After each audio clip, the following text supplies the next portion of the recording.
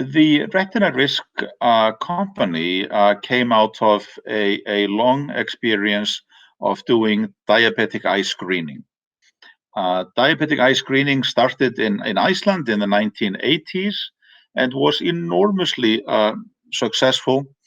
The rate of blindness within the diabetic population in Iceland went down by fourfold after a screening was initiated in the 1980s. The screening program continued to be studied, and we wanted to look into ways of making the screening process more economical, more effective. Basically, when you do annual screening, you examine 100 patients and only 3 of them will need intervention, laser treatment or some other intervention. And we wanted to make this more effective so that we wouldn't have to look at 100 people, but maybe 50 or 30 to find those 3.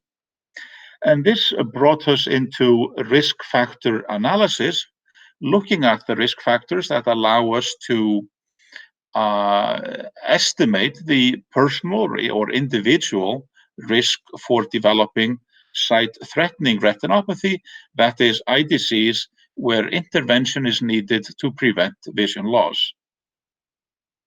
Now, the risk factors are well known, and they have been studied in huge international epidemiological studies, such as the DCCT, the UK PDS, and the Wisconsin studies, to name a few.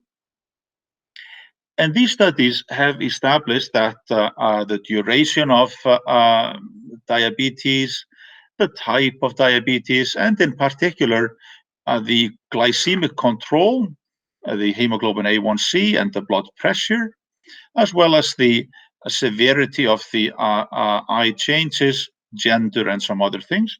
Those risk factors control the risk for developing sight-threatening disease. So we put these together into an algorithm that will calculate for the individual or personal risk for sight-threatening eye disease based on these risk factors. And this is how the RetinaRisk app came to be, or the algorithm that is in the app. The algorithm has been validated in 25,000 diabetic individuals in Europe, in the UK, in the Netherlands, in Denmark, in Spain, in Iceland, and found to be highly reliable. The